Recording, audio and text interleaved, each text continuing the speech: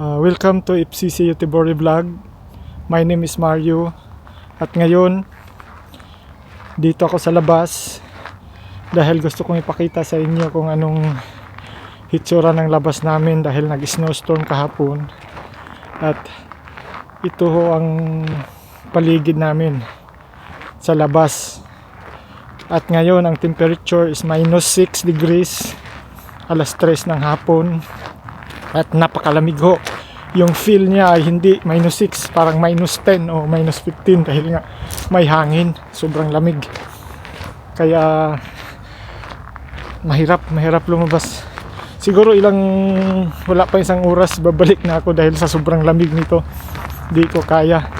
But before I forget, I would like to shout out Miss Jobit Yu, a Barangay Malho. At sa lahat ng taga Malho, kumusta kayo dyan? At tapos na yung piyesta because Malho was celebrating piyesta last December 28 and 29. And after piyesta, mayroong bagong taon. After bagong taon, mayroong pang 3 Kings. So, hindi ho boring pa after piyesta dahil mayroon pa kayong 3 Kings na isi-celebrate ulit. At pagkatapos nun, mayroon pang sinulog na naman sa Cebu. So, marami hong events na mangyayari basta December at January. At ang January ay napakaraming piyesta dyan sa atin. So, happy piyesta dyan sa lahat dyan sa Leyte, sa lungsod ng Inupakan, Leyte. So, yan ang motherland ko. At kumusta kayo dyan lahat? Ngayon ipakita ko sa inyo yung mga itsura dito. Andito ako sa mga bandang kung tatawagin sa atin kakahuyan, parang bundok. So pakita ko sa inyo kung anong itsura dito. Sobrang lamig. Parang hindi ako tatagal dito ng ilang minuto dahil nga yung feel niya ay parang -10 to -15. Nanginginig na nga kamay ko.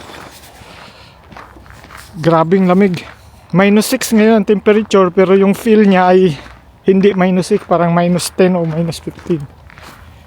Kaya ngayon lang tayo, ilang minuto lang ako dito.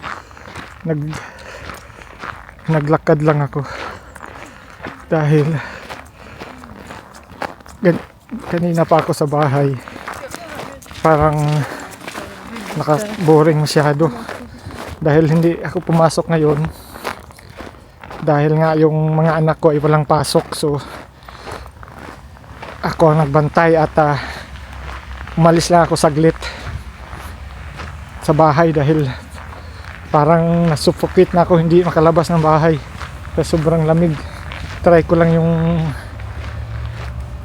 lang anuhin yung hangin, pero nung lumabas ako, yun pala ay grabe yung lamig, hindi rin tatagal. Kaya